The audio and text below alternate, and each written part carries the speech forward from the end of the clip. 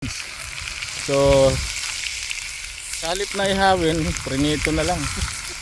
Kasi ano naman, kayo, saan kayo nakakita mga lods na mag-iihaw? Yung uling nakapatong sa grill. Ano yun, yung ihawin nasa ilalim ng ano? Pambihira yun, kabaliktad yata. Kaya sa Bermuda. Bermuda lang yan, sir. Oh, grabe yan mga lods. Ibang klase mag-ihaw to. Hi! Can I take a little bit video with you? You want to try our steak? Steak? Yeah. Yeah. So This is how we cook. we're having lunch for now. It is. Thank you. Ayan, so hey. Ayan, turista natin. Galing nito. Galing talaga, chef. Chef at dahil mainit, konting ano tayo, tabing. At ready na rin yung pagkain natin. Galing nito.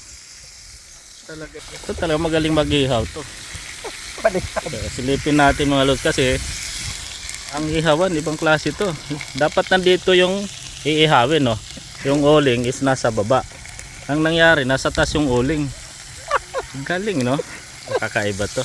Pero successful naman yung loto niya, talagang ship talaga. Yan yung tinatawag na direct fire. Oh, Direct fire. Direct to fire daw. Direct Ayun. fire cool. Ayun, okay. Shout out sa mga taga Valenzuela, Aklan. Yan, ito yung ship natin at naka-ready na rin ng iba. Mga lods, ayan. Hindi fried rice po yan, ha. Itlog po yan. Baka pagkamala na ano, na fried rice. Itlog at saka hotdog. Yan, tapos may pusit. Yan. Ang daming pagkain niya yan. Ah, grabe.